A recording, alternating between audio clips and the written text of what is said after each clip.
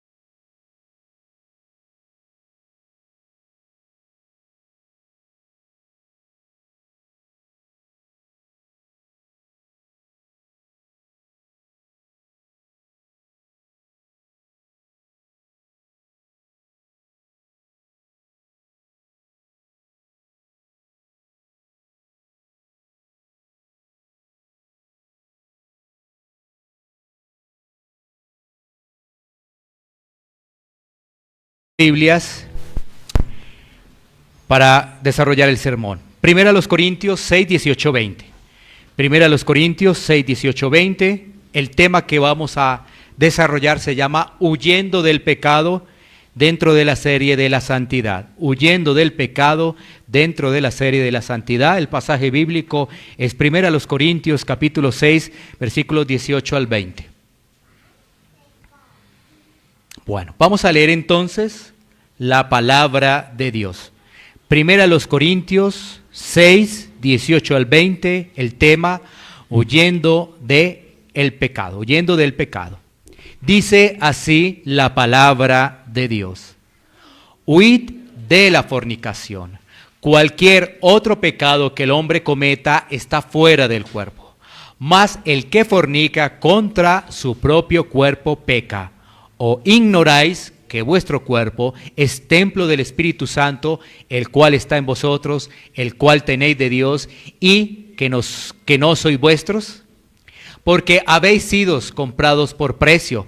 Glorificad pues a Dios en vuestro cuerpo y en vuestro espíritu, los cuales son de Dios. Vamos a orar por esta palabra para que el Señor nos dé entendimiento y podamos aplicar esta palabra. Amado Dios, Padre eterno, te damos gracias, Señor, por permitirnos, Señor, estar reunidos en tu nombre y también ahora escuchar tu palabra. Te pedimos, Señor, que lo podamos hacer con la mayor atención, Señor. Que nuestros corazones estén dispuestos, Señor, a recibir, Señor, tu palabra, que trae sabiduría de lo alto, que es consejo celestial para cada uno de nosotros, Señor.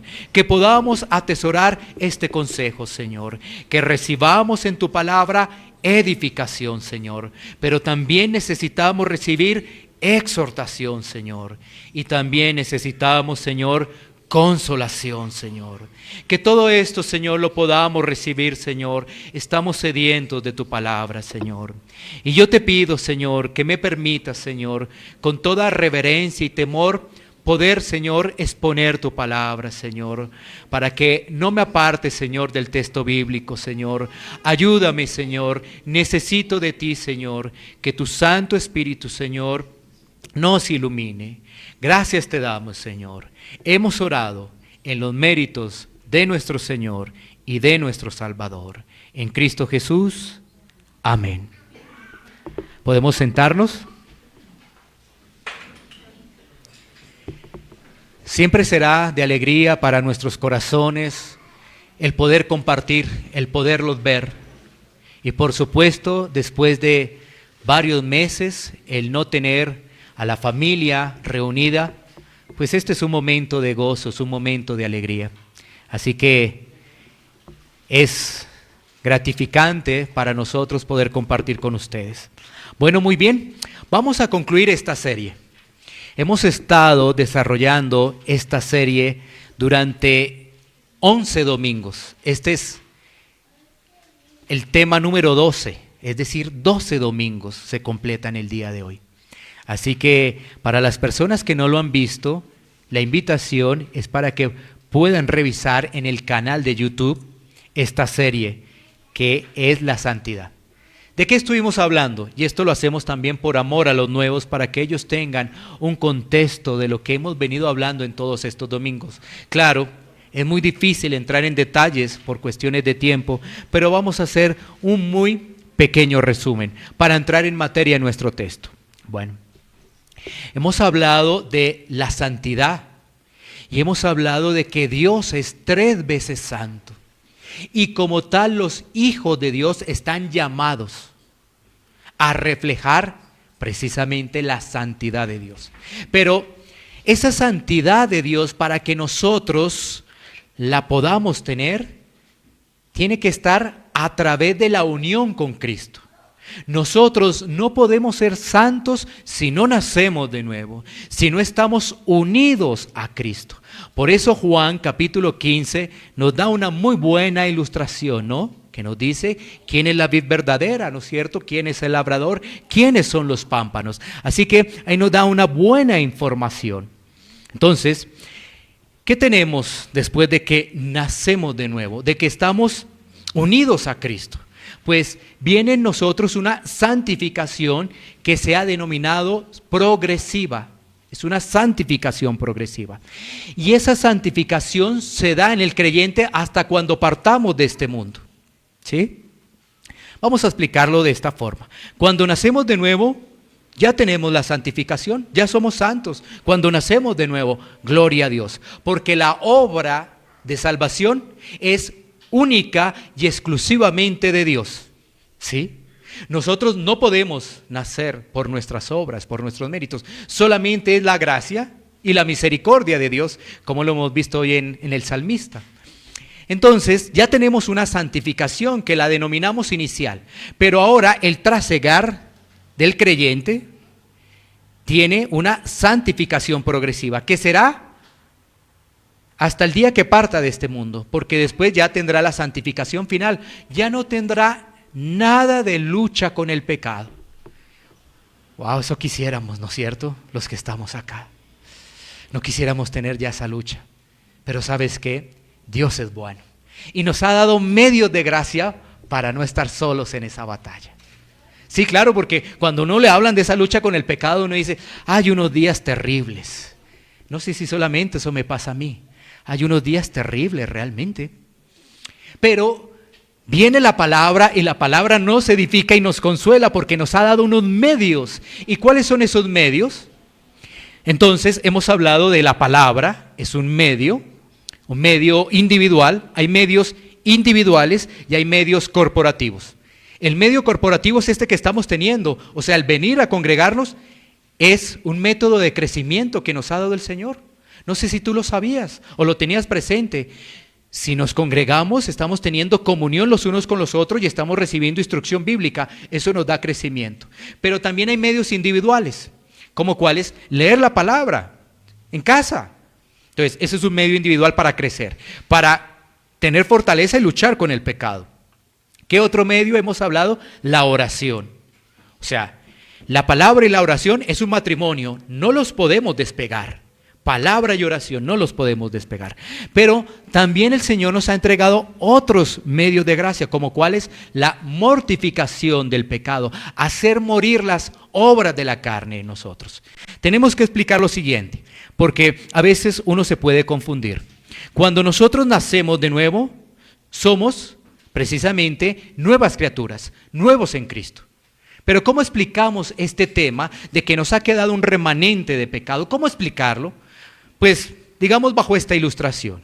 Cuando estábamos en el mundo, ¿quién dominaba nuestra vida? El pecado. Es decir, el pecado era el rey. era el rey. ¿Qué hacíamos nosotros? Obedecer al pecado. ¿Qué quiere decir? Que éramos esclavos del pecado. Todo lo que el pecado nos proponía, lo hacíamos.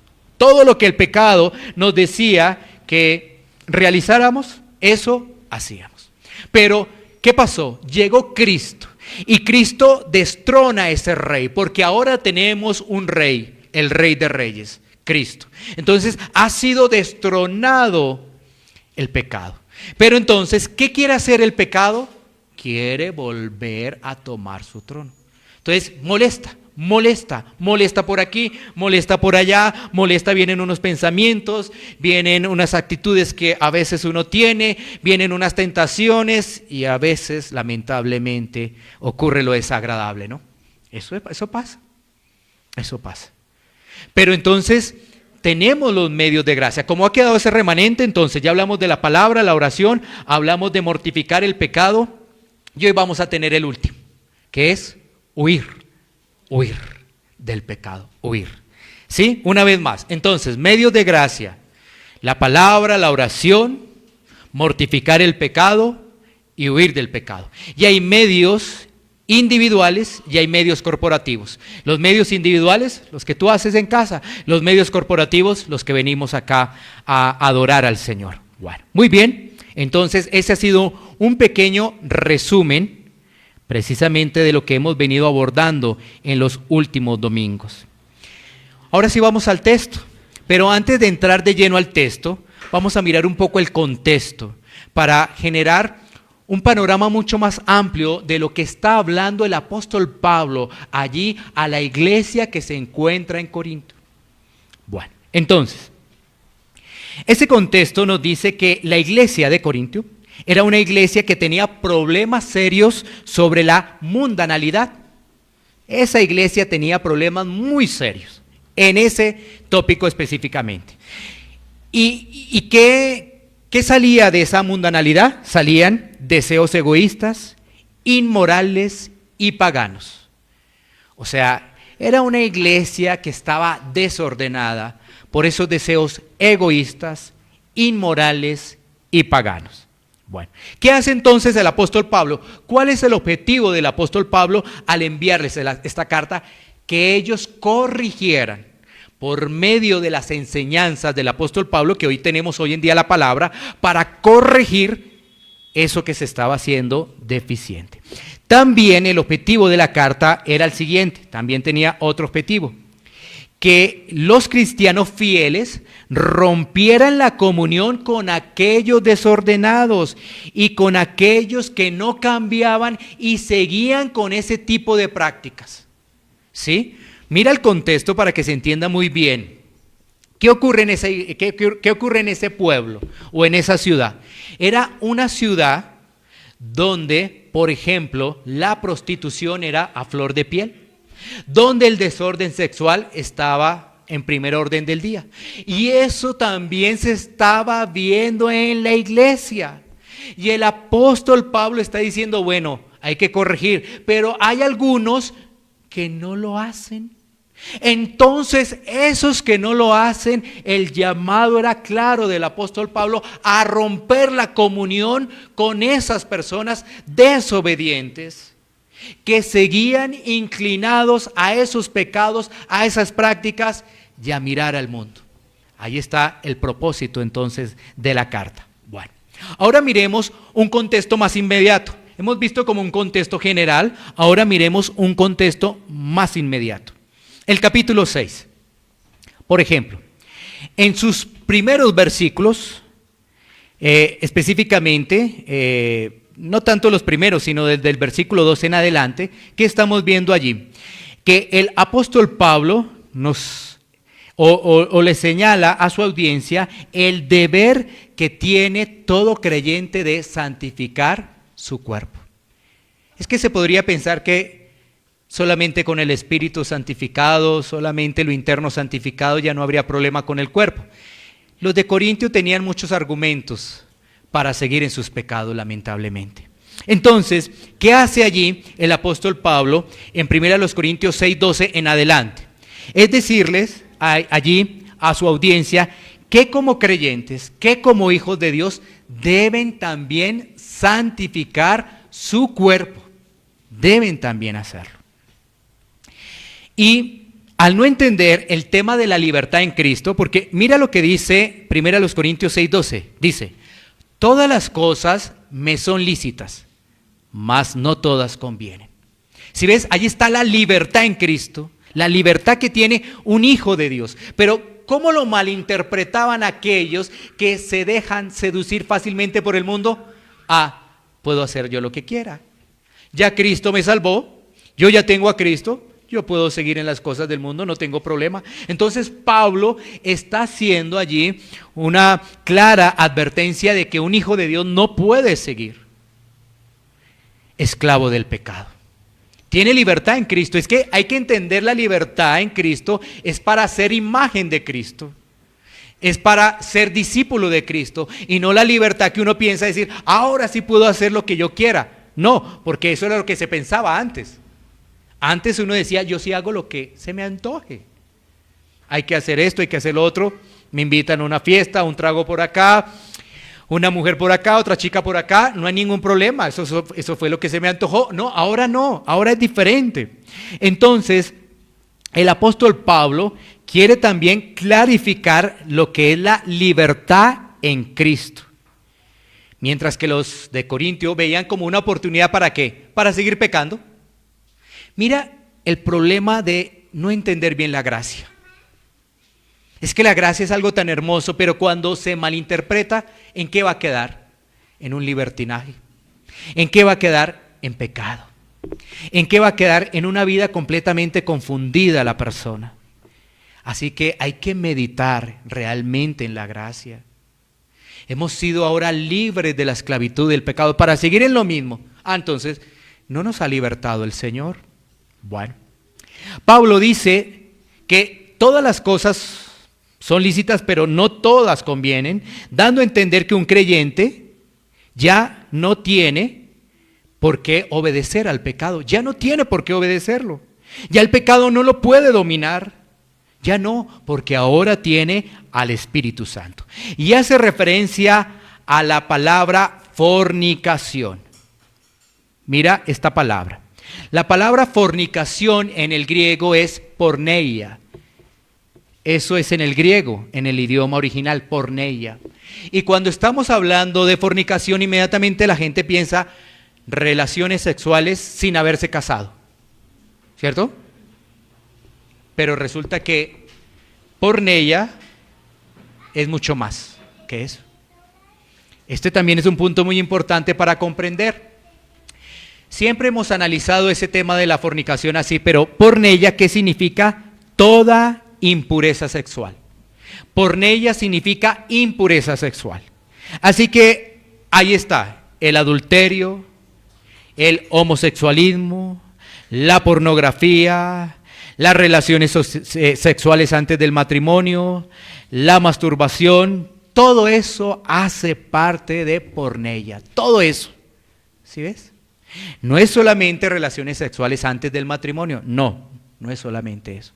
¿Que tener relaciones sexuales antes del matrimonio es pecado? Claro que sí, por supuesto que sí.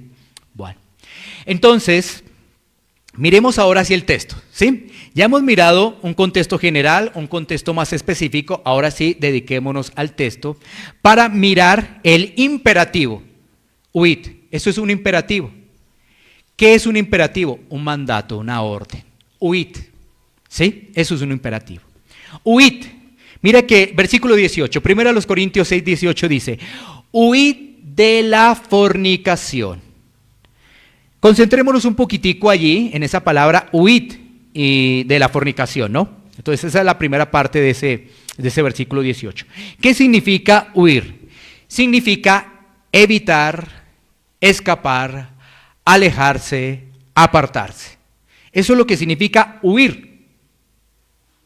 Evitar, escapar, alejarse, apartarse.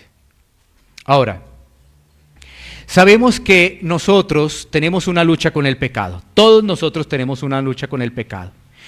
el apóstol Pablo está diciendo específicamente en este caso que se debe huir de esos pecados en el área sexual que son fuertes para muchísimas personas. Es que mira, si uno se da cuenta, prácticamente desde la juventud hasta la vejez está luchando con ese tema del área sexual.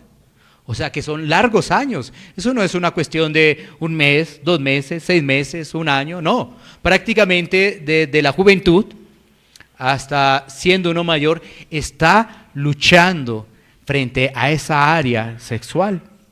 Entonces, el apóstol Pablo le dice a sus receptores que huyan de la fornicación, porque sus consecuencias son extremadamente graves. Recuerda, siempre que estoy hablando de fornicación, estoy hablando de impureza sexual, varios pecados. Debes tener eso en tu mente, varios pecados, porque ahí es cuando dice, no, yo no tengo eso, yo ya estoy casado, yo no tengo problema. Bueno, entonces, ten presente ello. Ahora, mira lo siguiente. Todo pecado es pecado. Todo pecado lo va a llevar a uno al infierno. Una mentira lo lleva a uno al infierno. Ser adúltero lo lleva a uno al infierno. Ser borracho lo lleva a uno al infierno. Ser fornicario lo lleva a uno al infierno. ¿Sí? Todo pecado es pecado. Pero si tú te das cuenta, el apóstol Pablo está haciendo un énfasis en esos pecados de área sexual porque sus consecuencias son extremadamente graves. Y cuando tú miras la Biblia, te vas a dar cuenta por qué. ¿Sí? Miremos algunos ejemplos del Antiguo Testamento. Empecemos con Sansón. ¿Qué pasó con Sansón? Sansón atendió el llamado de las mujeres. Y la última parte de su vida atendió el llamado de Dalila. Dalila lo importunaba. Le decía, ¿dónde radica tu poder? ¿Dónde radica tu fuerza? Él al principio pensó que eso era un juego, ¿sí ves? Eso pensó que era un juego. Entonces jugó con ella. Ah, es por esto. Ah, es por lo otro. Ah, ¿sabes qué? Si haces esto, entonces mi fuerza se va a debilitar. Y no pasaba nada. Pero el pecado es tremendo. Si le empezamos a abrir la puerta, si le empezamos a coquetear el pecado, hace fiestas en nuestra vida. Y entonces, ¿qué ocurrió con Sansón? Los que han leído la historia se dan cuenta que a lo último el que se rindió ante ella y le contó cómo perdía su fuerza. ¿Cómo terminó Sansón? Sin ojos y muriendo. Mira lo delicado de el pecado de impureza sexual. Impureza sexual.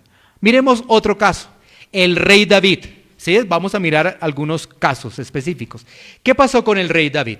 El rey David tenía que salir a la guerra. Cuando tú lees todo el contexto, dice que cuando salían los reyes a la guerra, y uno dice, ¿y David qué pasó? Se quedó David, no salió. Y entonces, en esas tardes o en esos días de descanso, porque él era el rey, se fijó en quién no debía fijarse, en Betsabé. ¿Qué hace él? Manda a preguntar por ella. Mira cómo, una vez más, el tema del pecado. Y le dicen, mira, esta persona está ocupada. A uno debería decir, uy, está ocupada, no, dejémosla quieta, ¿no? Pero ¿sabes qué hace el rey David? El rey David la manda a llamar y tienen relaciones. Listo, ocurrió ello, pero no solamente con esa situación del pecado allí que hay en David. Él dice, bueno, tiene un marido, ha quedado embarazada, vean esa situación tan tremenda. Entonces, ¿sabes qué? Mandamos traer al esposo y que el esposo vaya y esté con su esposa, que es lo normal. Pero providencialmente, porque todo esto está en Dios, ¿sí ves? Todo está en Dios. ¿Qué pasa con Urías? ¿Qué pasa con él? Él dice, yo no voy a estar con mi esposa, claro. Está muy bien estar con mi esposa, muy bien, pero estamos en guerra. Y entonces no voy a estar con mi esposa, no voy a estar porque mientras los demás están, como se diría popularmente en un lenguaje actual, sudándola, yo voy a estar feliz con mi esposa. No lo puedo hacer, me siento mal, ¿sí? Entonces David, ¿qué hace? Lo manda a matar, lo manda al punto más recio de batalla. y lo manda a matar. Estamos hablando del rey David. Mira que estoy hablando del rey David, estoy hablando creyentes, no estoy hablando de impíos, estoy hablando de creyentes. El pecado es algo delicado. El problema es que a veces nos creemos tan santos, pero esa santidad nos lleva realmente a ser hipócritas y fariseos. ¿Sí? Bueno, otro caso, pasemos a otro caso, Salomón. Bueno, espera que se me quedaba algo de David. ¿Qué ocurrió con David? ¿Cuáles fueron las consecuencias? Porque solamente dejamos que cometió esas locuras. Entonces, ¿cuáles fueron sus consecuencias con la familia? Sus hijos. Sus hijos realmente tuvieron una situación muy difícil. Un hijo lo persiguió, a una hija la violó su propio hermano, otro hermano mató al otro hermano. ¿Sí ves? Una cosa impresionante. ¿Todo por qué? Por ese pecado, ese tema sexual. ¿Sí ves? La historia de David es compleja. Ahora sí pasemos a Salomón. ¿Qué ocurre con Salomón? Salomón, al principio todo está muy bien en Salomón, ¿no es cierto? Yo creo que tú lees la historia del rey Salomón y te das cuenta que todo muy bien, ¿no? Imagínate que al inicio, ¿sabes qué dice Salomón? Dice, Señor, dame sabiduría. Porque poder estar al frente de un pueblo de estas características, eso no lo hace cualquiera. No, dame sabiduría. ¿Qué hace Dios? Dios le agradó cuando pidió eso a Salomón. Dijo, no pediste dineros, pero ¿sabes qué? No pediste riquezas, pues ¿sabes qué? Te voy a dar y te voy a dar sabiduría. ¿Listo? Hasta ahí todo muy bien. Pero en la última etapa de Salomón, estoy hablando de un creyente. Hago énfasis en eso. Estoy hablando de un creyente. En la última etapa de su vida, ¿qué ocurre con Salomón? No, un poco de mujeres. Un montón de mujeres. ¿Y sabes qué? Pasa lo mismo como en el caso de Sansón. Esas mujeres lo hacen, lo deslizan y empieza a hacer cosas que estaban prohibidas dentro del pueblo de Israel. Estaba prohibido. Y entonces las deja que cada quien, todo ese montón de mujeres, sigan a su Dios que tenían. Una cosa tan tremenda. Entonces, ¿sabes qué? Listo.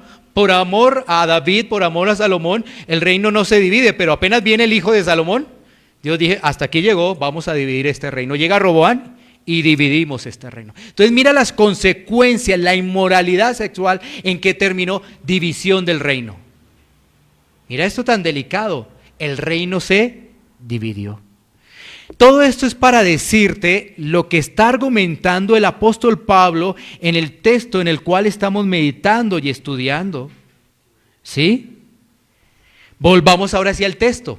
Vamos a leer todo el versículo 18 para poder mirar los argumentos que tiene el apóstol Pablo en referencia de huir de la fornicación. Bueno. Leamos todo el 18, ahora sí completico. Dice, huid de la fornicación. Cualquier otro pecado que el hombre cometa está fuera del cuerpo, mas el que fornica contra su propio cuerpo peca. ¿Qué quiere argumentar allí el apóstol? En este primer versículo, que lo vamos a analizar ahora sí ya en todo su contexto, estamos viendo que el apóstol Pablo está diciendo que cualquier otro pecado que el hombre cometa está fuera de su cuerpo. Entonces el apóstol Pablo le está dando relevancia a ese pecado. Y le está dando relevancia básicamente, ¿por qué? Porque se está atentando contra el templo de Dios. Ese es el punto. Se está atentando contra el templo de Dios. Ahora, ¿ya entiendes que el apóstol Pablo dice huir de la fornicación? En esa inmoralidad sexual. ¿Qué creen que entonces había? Había mucho tema de enfermedades venéreas. El apóstol Pablo les estaba diciendo, tengan cuidado con eso, porque además miren, su cuerpo no solamente va a estar pecando, sino posiblemente va a quedar enfermo. Bueno, entonces por eso el apóstol Pablo está enfatizando en ese pecado o en esos pecados, porque no solamente es la fornicación, vuelvo y reitero, relaciones antes del matrimonio, sino la inmoralidad sexual. Entonces Pablo enfatiza y dice, cualquier otro pecado que el hombre cometa está fuera del cuerpo, mas el que fornica contra su propio cuerpo peca. Entonces vemos que a través de la Biblia la inmoralidad sexual tiene grandes consecuencias. Lo vemos a través de personajes del Antiguo Testamento. Ahora, lo que el apóstol Pablo va a hacer allí en ese pasaje es explicar por qué nosotros o por qué ese grupo de receptores que recibían esa carta debían apartarse, debían alejarse de esa impureza sexual. Y eso es lo que vamos allí a ver en los siguientes versículos. ¿O ignoráis que vuestro cuerpo es templo del Espíritu Santo, el cual está en vosotros, el cual tenéis de Dios, y que no sois vuestros? Aquí el apóstol Pablo nos argumenta 2 puntos. Vamos a mirar esos 2 argumentos. Y en el versículo 20 otro argumento. En realidad entonces son 3. ¿Cuál es el primer argumento para poder huir de la fornicación? ¿Qué tiene un hijo de Dios? El primero es que el Espíritu Santo está morando en el creyente. ¿Por qué debemos huir de la fornicación? O sea, de la impureza sexual. Porque el Espíritu Santo está morando en el creyente. Romanos 8:9 nos dice, mas vosotros no vivís según la carne, sino según el Espíritu, si es que el Espíritu de Dios mora en vosotros. Y si alguno no tiene el Espíritu de Cristo, no es de él. ¿Qué nos dice la palabra de Dios?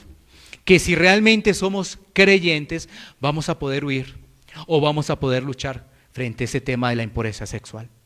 Sí, claro. Cuando estábamos en el mundo, podíamos aceptar todo tipo de invitaciones. Generalmente, ¿qué ocurría en las cosas del mundo? Y muchas de las personas que están acá, quizás de alguna forma lo vivieron. Cuando estaba en el mundo se aceptaba todo tipo de invitaciones. Salían a tomar, salían a beber, salían a bailar, y generalmente ¿eso en qué podía terminar? ¿Sí? Ahí está el punto. ¿En qué podía terminar todo eso? ¿Sí? Bueno, entonces ahora que estamos en Cristo, eso es diferente. Podríamos hablar de los solteros. Los solteros entonces le hacen todo ese tipo de invitaciones y dicen, no, gracias. ¿Sí? Entonces, si estamos realmente en el Espíritu, si tenemos el Espíritu Santo morando en nosotros, vamos a poder huir, vamos a poder batallar, vamos a poderle decir no a la impureza, no a esa inmoralidad sexual. Ahora hay un segundo punto que dice allí el apóstol Pablo. No solamente tenemos el Espíritu Santo, sino ¿sabes qué dice? Que nuestro cuerpo le pertenece al Señor. Ese es el segundo punto. Nuestro cuerpo le pertenece al Señor. Entonces, ¿qué ocurría en el Antiguo Testamento? ¿Dónde vivía Dios? Por decirlo así de alguna forma. En el lugar santísimo. ¿Y ahora dónde vive Dios? En el creyente. Mira esto es tan amplio y quiera Dios que nuestros corazones estén atentos a esto.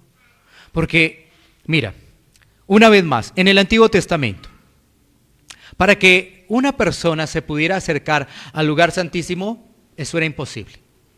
Imposible.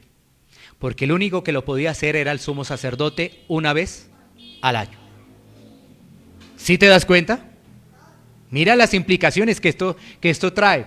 Entonces, en el Antiguo Testamento, solamente el sumo sacerdote una vez al año. ¿Y sabes qué? ¿Podía acercarse como él quería? ¿Como él pensaba? Solamente de acuerdo a los requerimientos que había entregado Dios, se podía acercar. Si ves, no era como, yo soy sacerdote, yo ya tengo el título, yo me voy a acercar, llegó la hora. No, era como Dios lo había estipulado, como Dios lo había mandado. Si no lo hacía, ¿cuál era el problema? Correr el riesgo de morir, moría. Entonces, si nosotros cometemos pecado de impureza sexual, estamos atentando contra Dios, contra ese tabernáculo, contra ese lugar santísimo. Contra ese lugar santísimo. ¿Sí? Entonces, mira lo complejo y mira la gravedad. Es como si en la antigüedad el sacerdote quisiera entrar como se le antojara. ¿Sí ves? Entonces, ahora nosotros, nuestro cuerpo le pertenece al Señor, y como le pertenece al Señor, cuando vienen esas tentaciones, cuando vienen esas debilidades, ¿qué hay que hacer? Hacer como José, huir. Hay que hacer como José, hay que huir. Bueno, muy bien. Pasemos al siguiente versículo, versículo 20. Ya hemos visto entonces dos argumentos de Pablo. Uno, que tenemos el Espíritu Santo. Dos, de que nuestro cuerpo le pertenece al Señor. Y en el versículo 20 vamos a tener el tercer argumento. Dice la palabra de Dios: porque habéis sido comprados por precio. Glorificad pues a Dios en vuestro cuerpo y en vuestro espíritu, los cuales son de Dios. El tercer argumento es que hemos sido comprados. Y el costo fue realmente impresionante. ¿Cuál fue el costo? La sangre de Cristo. Primera de Pedro 1, 18, 19. Primera de Pedro 1, 18, 19. Sabiendo que fuiste rescatados de vuestra manera de vivir, la cual recibiste de vuestros padres, no con cosas corruptibles como oro o plata, sino con la sangre preciosa de Cristo, como de un cordero sin mancha y sin contaminación. Hemos sido entonces, ¿qué? Comprados. ¿Cuál ha sido el precio? La preciosa sangre de nuestro Señor y Salvador, de Cristo nuestro Rey. Así que nuestro cuerpo, nuestro espíritu, le pertenecen a Dios. Así es. Esos son los argumentos que entrega allí el apóstol Pablo. Y ahora más bien, nuestro cuerpo, nuestro ser, es un instrumento para servir al Señor, para que sean santificados en el Señor. Pero ahora, el apóstol Pablo, y quiero tener 3 textos más, donde se utiliza la palabra huir. Hemos visto y nos hemos enfocado en el tema de la impureza sexual. ¿Por qué? Y le hemos gastado más tiempo. ¿Por qué? Porque sin duda es uno de los problemas que afronta la iglesia y que la iglesia no habla. El tema de la impureza sexual. Por eso hemos enfatizado en estos 3 versículos. Ahora vamos a mirar otros versículos donde está la palabra huir, pero lo vamos a hacer de forma más rápida. Pero ese es el argumento por qué nos hemos enfatizado. El tema de la impureza sexual es algo delicado en la iglesia y la iglesia no habla de ello. Y hay que abordarlo. Y hay que decir que tiene graves consecuencias la impureza sexual. Graves consecuencias. Bueno, algo que hay que adicionar en los personajes que hablamos del Antiguo Testamento. Todos ellos reconocieron a Dios. Todos ellos entendieron que debían que arrepentirse. Es que ese es el punto. No puede haber una persona que esté en ese pecado y no se arrepienta, porque no es hijo de Dios. No pertenece al reino de los cielos. Esa es la diferencia. Bueno, así que vamos a mirar 3 pasajes más rápidamente, que nos alcance el tiempo. Primera a los Corintios 10, 12, 14. Primera a los Corintios 10, 12, 14. Dice la palabra de Dios lo siguiente, primera a los Corintios 10, 12, 14. Así que el que piensa estar firme, mire que no caiga. No os ha sobrevenido ninguna tentación que no sea humana, pero fiel es Dios, que no os dejará ser tentado más de lo que podéis resistir, sino que dará también juntamente con la tentación la salida para que podáis soportar. Por tanto, amados míos, huid de la idolatría. Otro punto para huir. Ya nos ha dicho Pablo, huid de la fornicación. Ahora nos dice, huid de ¿qué? De la idolatría. Y mira el contexto del pasaje. El contexto también es muy llamativo para poder entender qué es lo que está diciendo allí el apóstol Pablo. El contexto del capítulo 10. Sus primeros versículos nos están hablando de pecados en los cuales también trajeron consecuencias a Israel. ¿Cuáles son esos pecados? Lo vemos, por ejemplo, en el versículo 7, la idolatría. ¿Sí? Está hablando del pueblo de Israel allí, Pablo. En el versículo 8, la inmoralidad sexual. En el versículo 9, el tentar a Dios. ¿Sí? Y el versículo 10, murmurar contra Dios. Mira todo eso. Volvamos a tener estos pecados. 1, idolatría. Es algo delicado, grave. 2, la inmoralidad sexual. Bueno, ya la abordamos. 3, tentar a Dios. 4, el quejarse, el murmurar. Eso es algo realmente delicado. Entonces, teniendo el contexto del capítulo 10, ¿qué dice allí el apóstol Pablo? Así que el que piensa estar firme, mire que no caiga. ¿Qué hace aparentemente el cristiano? Le mencionan estos pecados, dice, no, yo ya no tengo problema con eso. ¿Y qué dice Pablo? El que piense estar firme, mire que no caiga. Claro, porque esa es una actitud de decir, no, ya no tengo problema con eso. Esa es una actitud soberbia, humilde. Y los soberbios y lo humilde, y es una actitud de arrogancia, soberbia, arrogancia. Eso es reflejo del mundo. Más bien debería haber humildad y decir, tengo que estar atento. Tengo que estar receptivo. Tengo que tener mucho cuidado con respecto a estos pecados. Y nuevamente allí vemos el tema de la inmoralidad sexual. Ese es un tema en el cual hay que ponerle mucha atención. Pero el punto aquí, ¿cuál es? Entonces, la idolatría. Idolatría. ¿Qué es idolatría? Porque Pablo está diciendo ahí, huid de la idolatría. ¿Qué es? La idolatría es hacer o poseer cualquier objeto en que el hombre ponga su confianza y reemplace a Dios. La idolatría es hacer o poseer cualquier objeto en que el hombre ponga su confianza y esté reemplazando a Dios. ¿Por qué digo que cuando el cristiano le dicen idolatría dice ya no? ¿Sabes qué dice? Y esto es lo triste. Yo ya no tengo imágenes. Eso es lo que dice. Qué tristeza. Piensa que es las imágenes nomás. ¿Sí ves? Alguien decía algo tan cierto, que muchos cristianos siguen teniendo un católico romano bien adentro. Y eso es muy cierto. Muy cierto.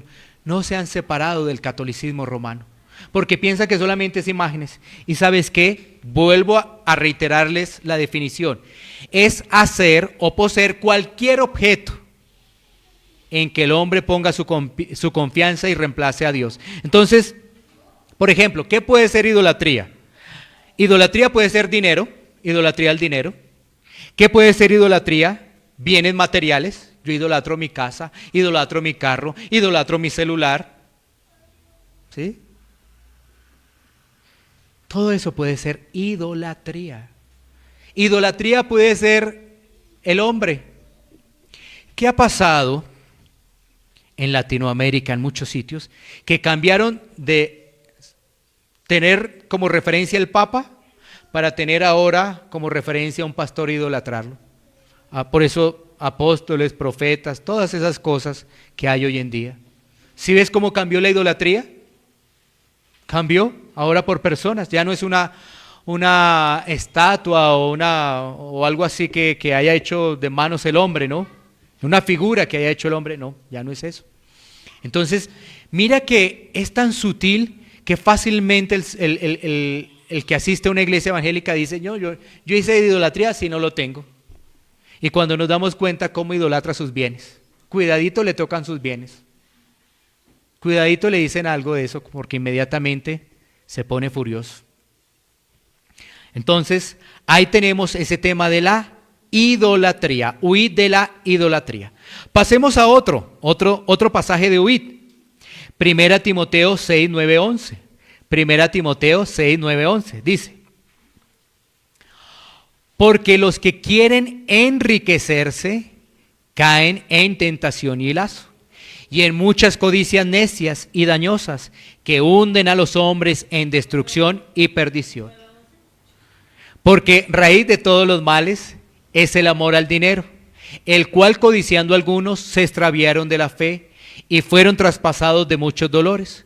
Mas tú, hombre de Dios, huye de estas cosas y sigue la justicia, la piedad, la fe, el amor, la paciencia, la mansedumbre. ¿De qué nos habla el contexto? Del contentamiento del creyente. Esto es muy importante. Mira, Los seres humanos nacemos con un chip que es pecado. Gracias a la herencia de nuestros padres, Adán y Eva. Todos tenemos ese pecado. Es decir, esto es muy importante para nuestros hijos pequeños. Los padres, hablarles el evangelio, compartirles la palabra, porque además deben entender que sus hijos, si no se les comparte la palabra, no son salvos. El testimonio, compartir la palabra. Entonces, ¿qué? Se les comparte la palabra. Entonces, hay un chip que es pecado. Y ese pecado, y dentro de todo eso que se llama pecado, ¿qué hay? Codicia. Mira solamente este pequeño ejemplo para que me entiendas. Tú dirás los niños, algunos dicen los niños son unos angelitos. Sí, pero la Biblia dice que necesitan el evangelio y que tienen pecado. Tú le regalas a un niño un juguete bien llamativo y pones ahí otro niño. ¿Qué quiere el otro niño? Quitarle ese juguete. Y el otro niño a no dejarse quitar el juguete. ¿Sí es? Como todo entra por los ojos, ¿no? Entonces el niño ve ese juguete llamativo con que el otro está allí divirtiéndose y rápido quiere quitárselo. ¿Sí? ¿Sí es? Ahí hay un sentido de codicia. Entonces, ¿qué nos está hablando allí el apóstol Pablo? Está hablando del contentamiento para frenar la codicia. Y el contentamiento, ¿qué es? Es tener agradecimiento con lo que Dios nos da. Y si tú miras muy bien el contexto, desde que tengamos techo, desde que tengamos comida, desde que tengamos abrigo, estemos contentos con eso. Ese es el contentamiento del cristiano, porque ¿qué más necesita un ser humano para poder vivir? Necesita un techo, porque ¿sabes qué? Si no tiene techo, lluvia, nieve donde hay nieve, enfermo, se murió. Porque con ese frío tan terrible, ¿qué necesita un ser humano? Necesita abrigarse, lo mismo, el frío, ¿sí? ¿Qué necesita un ser humano? La comida, si no comemos nos morimos. Eso es lo que necesita el ser humano. Pero ¿sabes qué?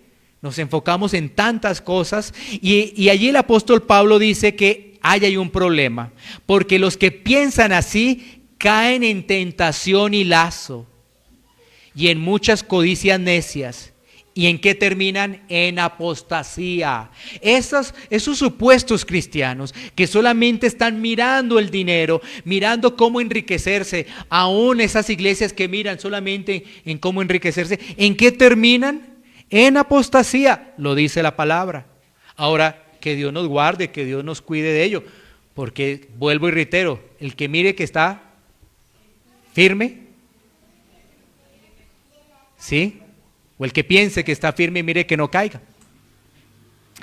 Entonces, dice ahí que la raíz de todos los males es el amor al dinero. Mira que nuevamente dice ahí el apóstol Pablo, el cual codiciando. Ese es el problema, la codicia. Se extraviaron de la fe. ¿Qué quiere decir eso? Apostataron, apostasía. Y fueron traspasados a muchos dolores. Pero lo que se le dice a un joven, en este caso que es Timoteo, lo que le está diciendo el apóstol Pablo es que huye de estas cosas. Y más bien, en vez de enfocarse en la codicia, más bien sigue la justicia, la piedad, la fe, el amor, la paciencia, la mansedumbre. Mira que Pablo plantea el problema. ¿Cuál es el problema? La codicia. Y frente al problema, ¿qué dice Pablo? Huye. Y más bien, entonces, sigue. O sea, le da el ejemplo lo que debe hacer. Plantea el problema y da el ejemplo de lo que se debe hacer. Bueno, sigamos con el último pasaje. Este es el último. 2 Timoteo 2, 22, 23. 2 Timoteo 2, 22, 23.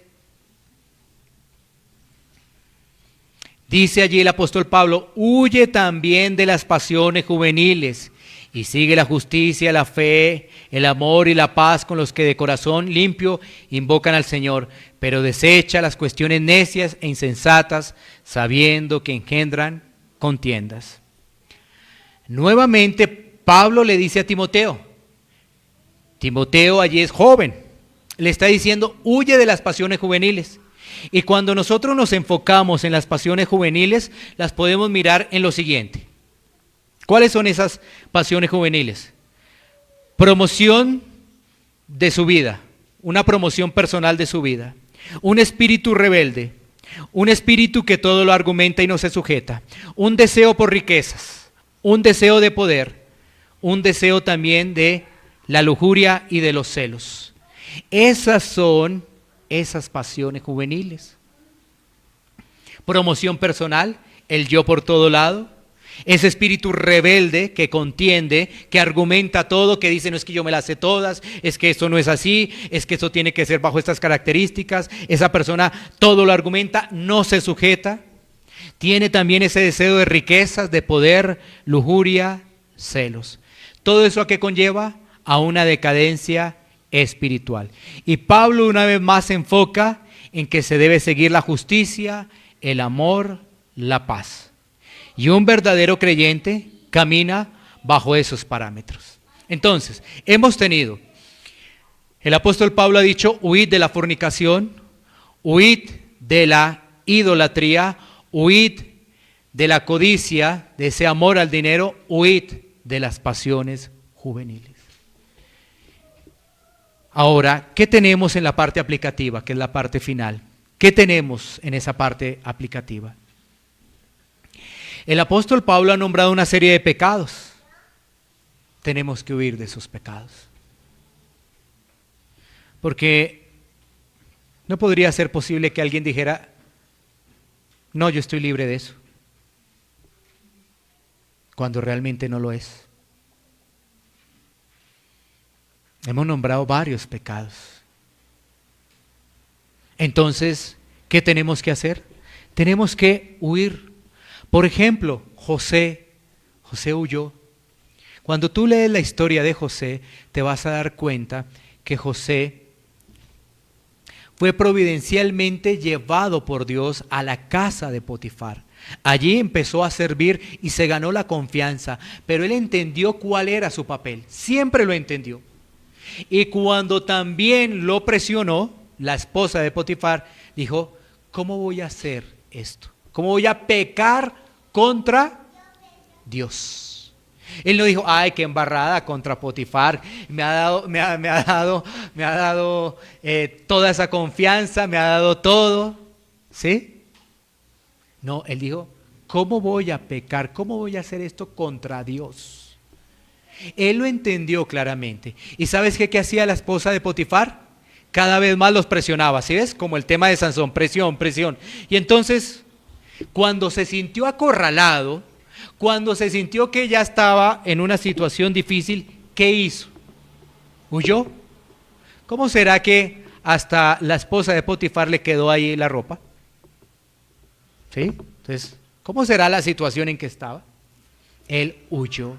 Así que la parte aplicativa en cada uno de nosotros es huir, entender que nuestro cuerpo no nos pertenece porque hemos sido comprados y el precio ha sido de marca mayor, la sangre de nuestro Señor y Salvador.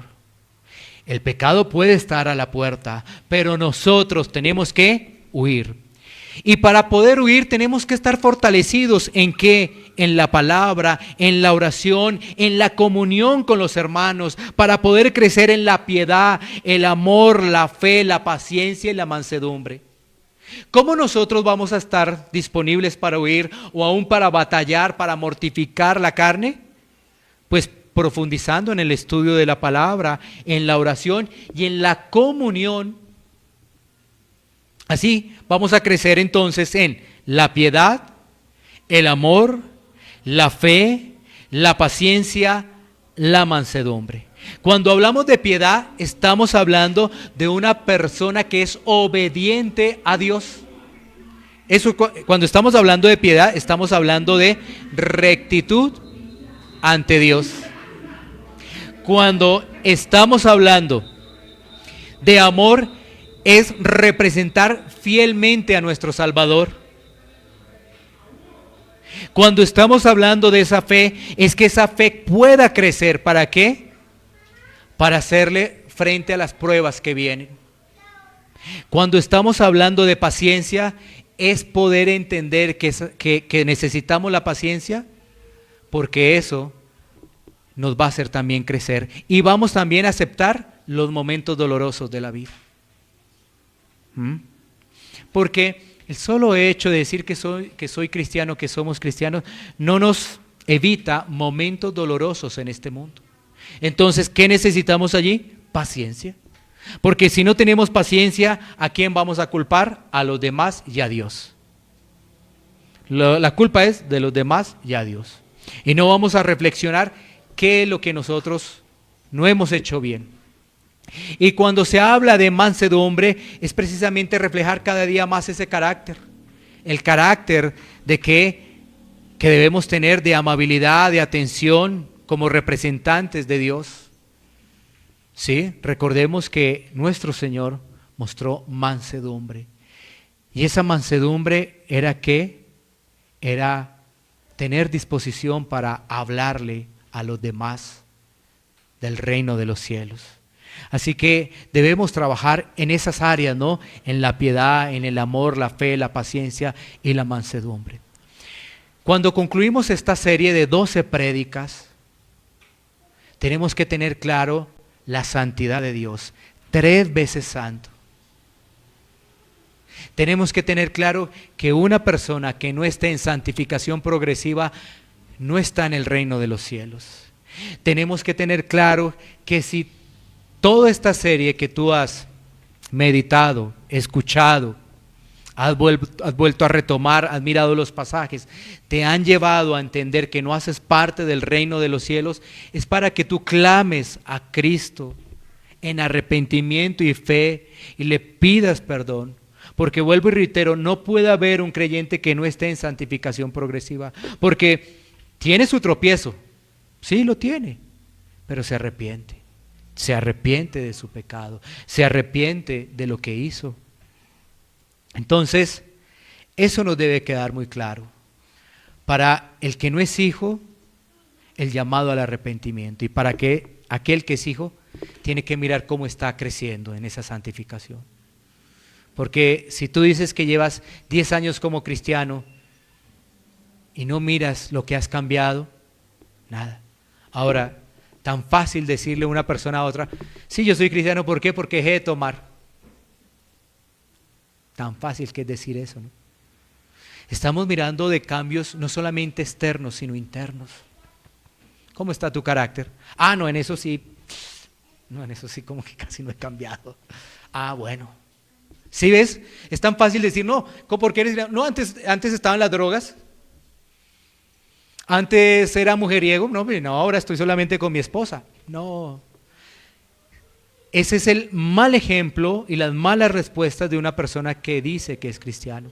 Porque cuando hablamos de santificación progresiva es el Señor trabajando en nuestro carácter, el Señor trabajando en nuestros deseos. En los deseos es que antes, ¿qué deseaba? Pues plata. Eso es antes lo que deseaba. Ahora Dios está trabajando en eso en mí, porque ahora mis deseos, puede ser que el Señor me da dinero, pero ese dinero es para poderlo compartir. Si Dios me da dinero es para poderlo compartir con los necesitados y para poder dar ejemplo. Porque también pueden haber cristianos que tengan buena cantidad de dinero, ¿sí? Pero es para servirle a sus hermanos. Entonces, mis deseos, mis acciones y mis motivaciones han venido cambiando. Y que dentro de eso dejé de tomar, gloria a Dios.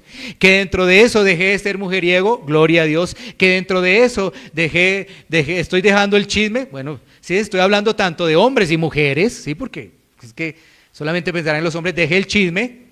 Entonces, gloria a Dios. Que ahora cuido mi lengua, gloria a Dios. Sí me hago entender.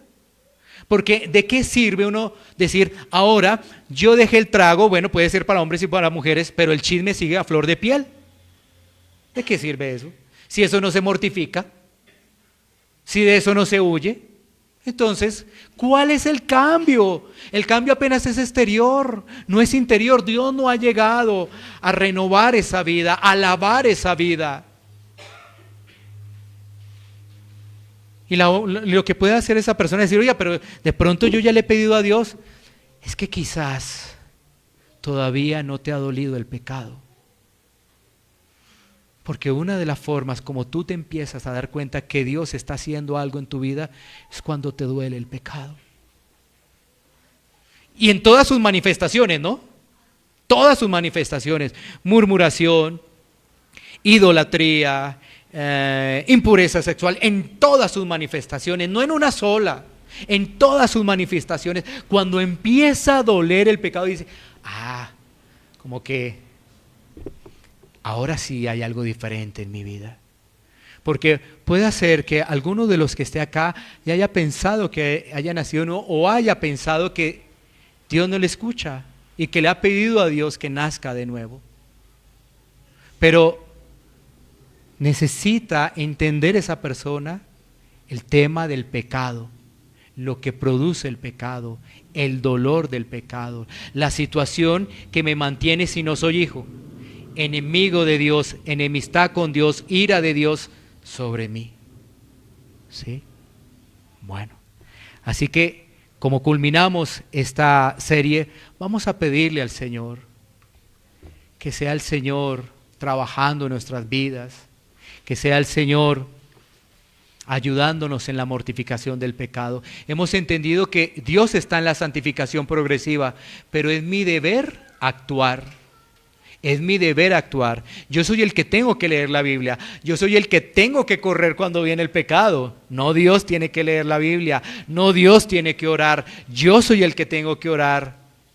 Cuando viene el pecado, yo soy el que tengo que huir. No Dios. Vamos a tomar un tiempo para poder orar. Son Barrio Castilla en Bogotá, Colombia. Calle Octava bis A, número 7735, segundo piso.